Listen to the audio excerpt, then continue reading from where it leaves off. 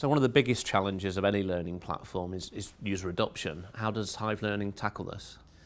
I think it is one of the biggest challenges, and the number of people I speak to who have procured, expensive, large bits of software that sit with either all the content or the platform itself getting very low levels of engagement. I think it's an experience we've all faced the challenge of. So our approach to that is sort of several-fold, but the core of it is we're a platform that's designed for putting things into action. So learning into action, change into action, culture change into action, whatever the company's priority, that's our purpose. And the way we do that is firstly to use a mobile-first approach to the technology. So making the platform be usable, making it go with you where you are, having it send you intelligent notifications. All the ways that a Netflix or a Spotify encourage you to engage in their content experience are the tools of a great modern learning platform like Hive Learning in driving engagement. I think the second thing is, as a business that is not just about technology, it's also about the content that drives outcomes and action and the delivery of that in a program sense inside organizations. So we're very much a partner rather than a pure tech player. Our content, for instance, so we produce bespoke curated content on things like inclusive skills for managers. It's a huge area of growth for us.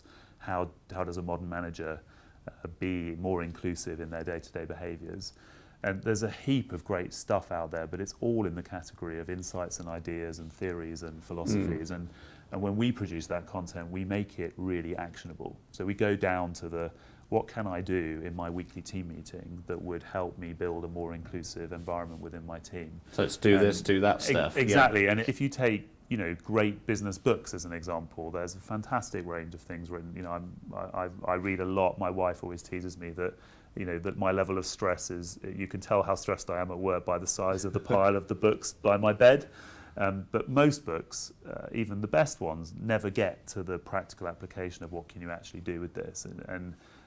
So when we think about what learning content will really drive change, it's very often taking the established best ideas, but adding to that insight, how do I actually put this into action? So they kind of do this, do that, rather than just that this is an idea or a theory. It's exactly about how to. Even at the level of basic, intermediate, advanced, feedback skills. If we start on if I am not comfortable giving feedback to someone in my team, then there's not much point, drowning me in a whole load of detail about the psychology of the way. What I need to know is that I should give five pieces of positive for every one negative, or So we've started doing that, almost like a golf handicap. Advanced, basic, beginner.